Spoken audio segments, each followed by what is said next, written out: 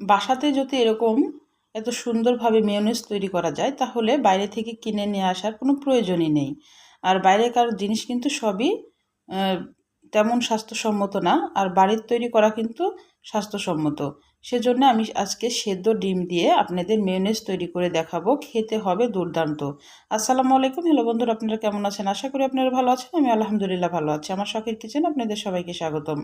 তাহলে আমি কিভাবে মেয়োনেজটা তৈরি করছি আপনারা দেখতে থাকুন। আমি 2টা ডিম নিয়েছি। ডিম 2টা কিন্তু আমি সিদ্ধ করে ছিলে নিয়েছি, ভালোভাবে পরিষ্কার করে ধুয়েও নিয়েছি। এবার একটু কুচি করে নিচ্ছি। আর এতটাই সহজ মেয়োনেজ তৈরি করা, খেতে কিন্তু খুবই ভালো লাগে। সেদ্ধ ডিমের মেয়োনেজ কিন্তু অসম্ভব মজা লাগে বন্ধুরা। বাসাতে এভাবে তৈরি করে আপনারা মেয়োনেজ দিয়ে অনেক ধরনের রেসিপি তৈরি করতে পারেন। আর বাচ্চাদের জন্য কিন্তু এটা খুবই স্বাস্থ্যসম্মত একটা হেলদি খাবার হবে, কারণ বাড়িতে তৈরি করা সব কিছুই স্বাস্থ্যসম্মত। আর বাইরেরগুলো কিন্তু তেমন স্বাস্থ্যসম্মত খাবার হয় না। আমার ডিমগুলা কুচি করা হয়ে গেছে। আমি একটা ব্লেন্ডারে ছোট যে জারটা আছে সে জারটা নিয়েছি। এবার আমি কুচি করা ডিমগুলা দিয়ে দিলাম। আমি 2টা ডিম নিয়েছি। আমি উপকরণটা আপনাদের বলে দিব, তাহলে আপনাদের সুবিধা হবে। আমি 2টা ডিমে এখন 2 চামচ আমি সয়াবিন তেল নেব, যেটা রান্নার তেল। সেই তেলটা 2 চামচ নেব। একটা ডিম দিয়ে করলে 1 চামচ তেল নেবেন। আর এখন 2 চামচ গুঁড়া দুধ নেব। যেহেতু 2টা ডিম নিয়েছি, 2 চামচ গুঁড়া দুধ নিয়েছি। আর 1 টেবিল চামচ মতো চিনি নিয়েছি। চিনিটা আপনারা একটু বুঝে দিবেন। যদি মিষ্টি বেশি খেতে চান তাহলে চিনি আর একটু বাড়িয়ে দিতে পারেন।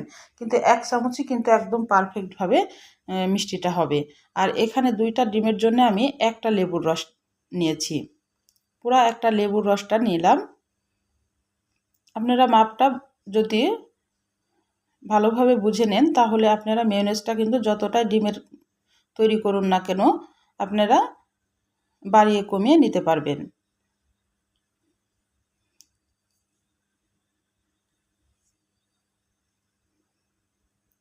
আর এখানে 1 টেবিল চামচ মতো পানি দিয়ে দিলাম। এবার আমি পানিটা অবশ্যই দিবেন, তাহলে মেয়োনেজটা খুবই সুন্দরভাবে ব্লেন্ড করা যায় আর খুবই ভালো হয়। 1 টেবিল চামচ মতো পানি দিলেই হবে। আমি এখন ব্লেন্ডারে এটা ঘুরিয়ে ঘুরিয়ে আমি ব্লেন্ড করে নিব।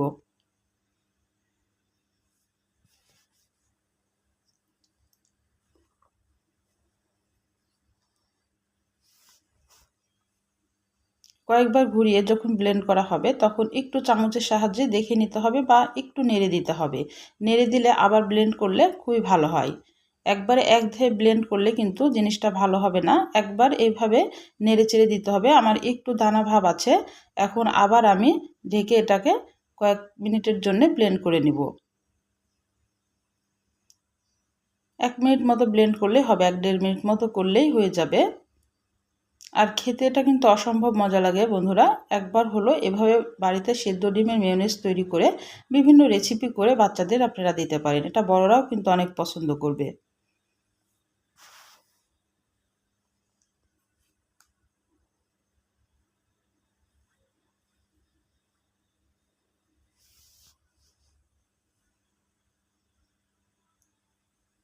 এবার চামচ দিয়ে তুলে দেখব যে আসলে মেয়োনেজটা হয়েছে কিনা। আর ব্লেন্ড করার দরকার হবে না। আমার মেয়োনেজটা দেখেন কত ঘন হয়েছে আর একদম ঠিক, একদম মানে ক্রিমি ভাব হয়ে গেছে। খুবই সুন্দর হয়েছে মেয়োনেজটা। আমি এখন একটু আপনাদের পরিবেশন করে দেখাচ্ছি।